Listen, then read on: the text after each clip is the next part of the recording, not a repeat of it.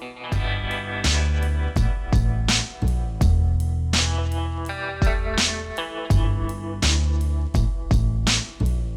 of all the work I've done on this engine, what's the one thing I forgot to detail? That looks pretty rough, huh? So here's TPS, throttle positioning sensor. Here's idle air control. And basically throttle input with your foot. I got a lot of cleaning to do, so I'll be back with you when I get this cleaned up. Okay, we're installing Felpro gasket 61343 for the throttle body. I'm going to clean up the front face real quick.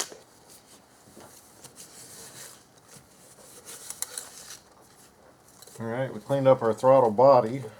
Just to kind of show you. A lot cleaner than it was. I'm not going to get too much in it because you get chemicals down in here and it goes right into the idle air control motor. You don't want that.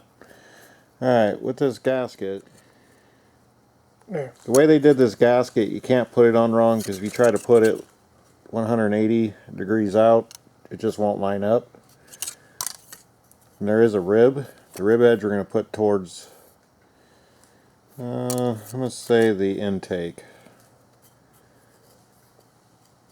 So spin it around until you line it up.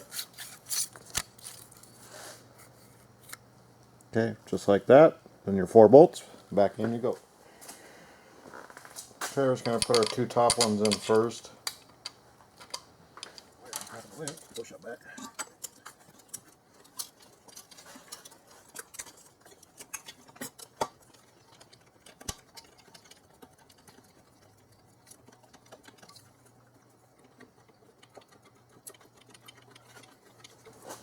Yeah, you want to put them in loosely. There is specific torque spec and there is 2 instructions. One is 95 inch-pounds to set the torque, and then there's the final.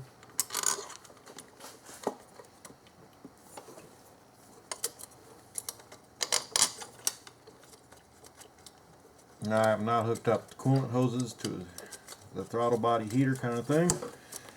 On this one they run coolant through the idle air control motor housing. That's probably because the velocity of the air is going to freeze up the IAC if you try to run without the heater hoses. Fine in a hot climate. Can't get away with that in a cold climate. Alright, on this one it's real simple. 1, 2, 3, 4.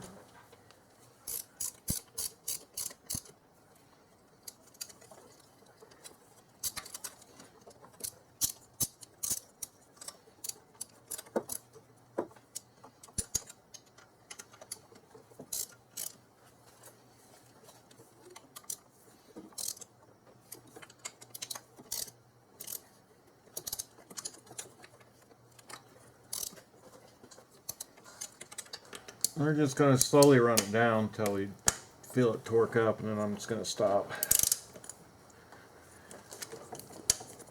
The final torque is 13 foot-pounds.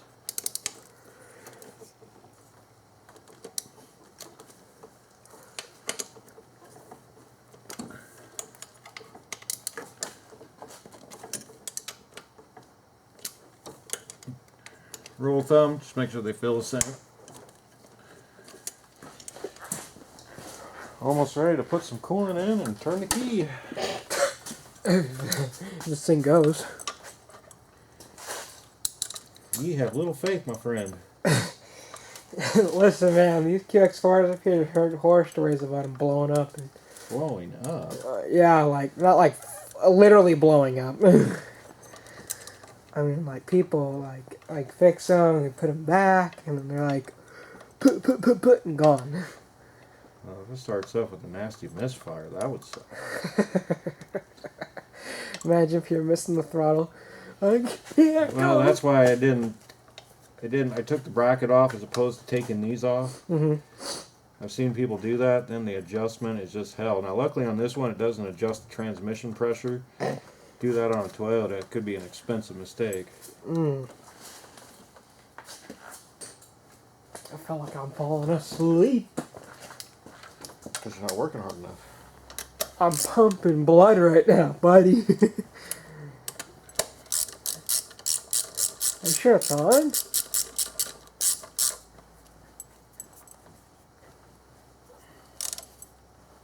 Make sure the loud pedal cable doesn't come off. Alright, tighten up the front bracket that holds this stuff together.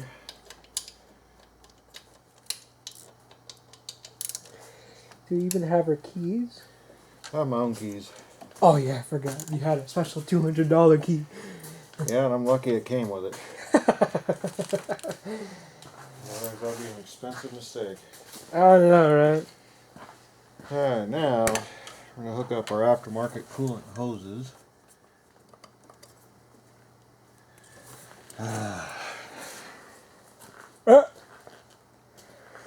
Can't get it in. No, because the aftermarket hoses are a little thicker than the clamps. Uh. So I have to use different tools to get this job done. Well, let's hope you get it done and it doesn't blow out. If it does, guess what? Yep, tear down all over again. Unfortunately, it's not yet. They're only remove the airbox. So Okay, so our aftermarket hose worked here okay.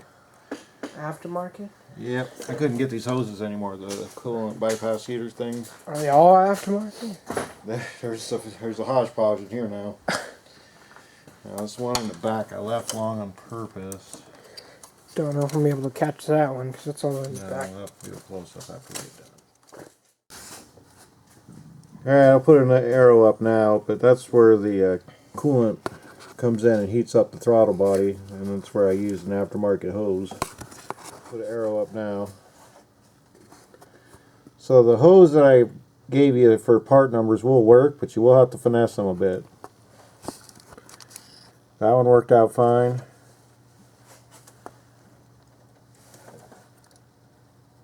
But at the end of the day, I'm going to have to fight with that one, so I'll be back with you.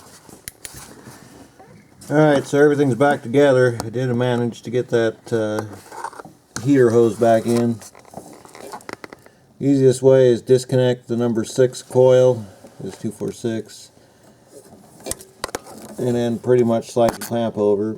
So we got that done. We got throttle positioning hooked up. We got evap hooked up.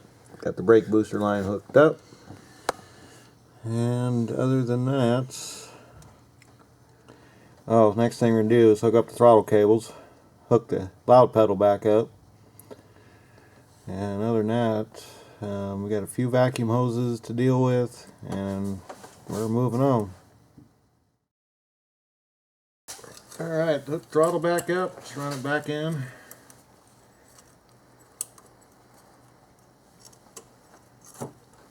Okay, cruise control.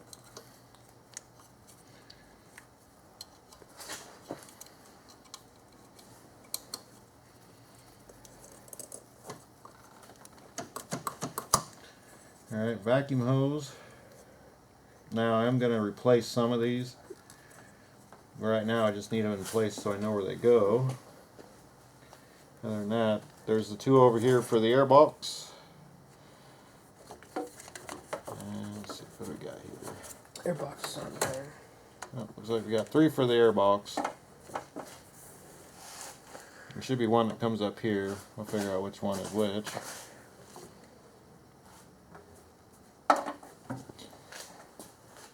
If I had to guess, the one with the curve probably goes here. I won't know until I get the airbox back in. Alright, the only thing left to do is hook up the stuff on the passenger side, so we'll go over there next. Other than that, we're about done. Go. Alright, 4 bolts on this side hooks these brackets back up.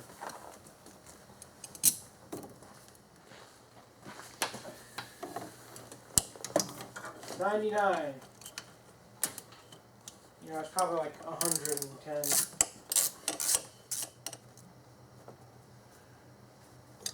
Alright, plug your green harness back in.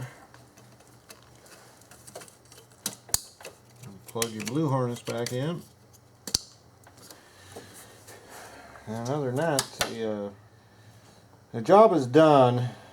Now, there will be a supplement to this because I have to change the radiator.